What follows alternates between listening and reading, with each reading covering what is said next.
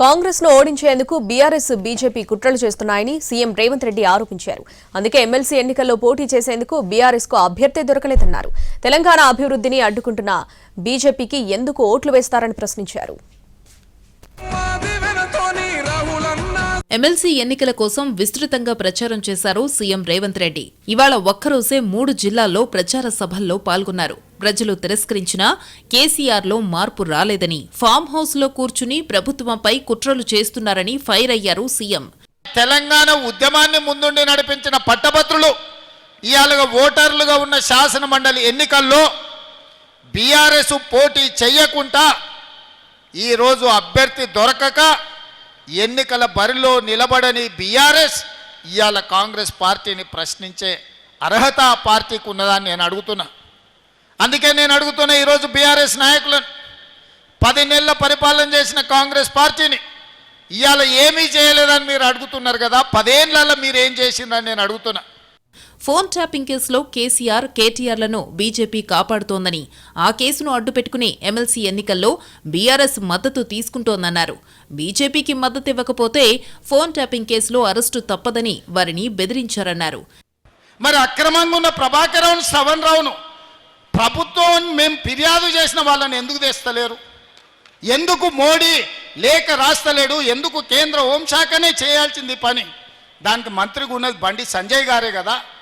నేను సూటిగా అడుగుతున్న, ప్రభాకర్ రావును, శ్రవణ్ రావును ఎప్పటి లోపల విదేశాల నుంచి నువ్వు రప్పిస్తావు? బండి సంజయ్ 4 కోట్ల తెలంగాణ ప్రజలకు చెప్పు, వాళ్ళని తెచ్చిన 48 గంటల్లో ఇవాళ టీఆర్ఎస్ నాయకులను లోపల వేయకపోతే, బొక్కలు పెట్టకపోతే చూడని నేను అడుగుతున్నా. ఓఎస్ఎస్ ఫర్టిలిటీలో ఇక్కడ ప్రతి అడుగులో ఎక్స్పీరియన్స్ డాక్టర్స్ ఉంటారు. In the good hands of science. Mummy daddy అవ్వాలంటే ఓఎస్ఎస్ కి కాల్ చేయండి. కేంద్రం నుంచి నిధులు రాకుండా తెలంగాణ అభివృద్ధిని కిషన్ రెడ్డి అడ్డుకుంటున్నారని ఆరోపించారు రేవంత్ రెడ్డి.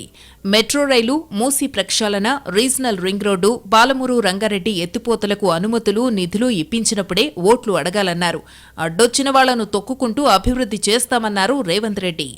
ఎన్ని రోజులు నా మీద కోపం ఉండొచ్చు, కాంగ్రెస్ మీద నీకు పగ ఉండొచ్చు, కానీ 4 కోట్ల తెలంగాణ ప్రజలు ఏం చేశారు? ఎందుకు అభివృద్ధిని అడ్డుకుంటున్నావని నేను కిషన్ రెడ్డిని అడుగుతున్నా. ఒకవేళ నువ్వు నిజాయితీ పరుడివే అయితే, నీకు చిత్తశుద్ధి ఉంటే ఈ రోజు చెప్పిన మెట్రో రైలు, మూసీ ప్రక్షాళన, regional ring road, Palamuru Rangareddy ఎత్తిపోతల పథకానికి నీళ్లను ఎప్పటిలోగా తెస్తావో తారీఖు చెప్పు. ఉప ఎన్నికలు వస్తాయన్న కేసీఆర్ వ్యాఖ్యలకు కౌంటర్ ఇచ్చారు సీఎం రేవంత్ రెడ్డి. 2014 నుంచి 2023 దాకా రాని ఉప ఎన్నికలు ఇప్పుడెలా వస్తాయో చెప్పాలన్నారు. 10లలో ఎమ్మెల్యేలను, ఎమ్మెల్సీలను, ఎంపీలను తీసుకున్నాడు. ఉప ఎన్నికలు ఒకటాన్ని వచ్చినాయా?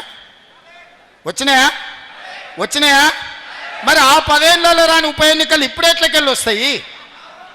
అప్పుడు గదే స్పీకర్ ఉన్నాడు, అప్పుడు గవే కోర్టులు ఉన్నాయి. ఇప్పుడు గదే స్పీకర్ ఉన్నాడు, ఇప్పుడు గవే కోర్టులు. ఎట్లు ఉప ఎన్నికలు వస్తాయి నాకు చెప్పురా అని అడుగుతున్నా.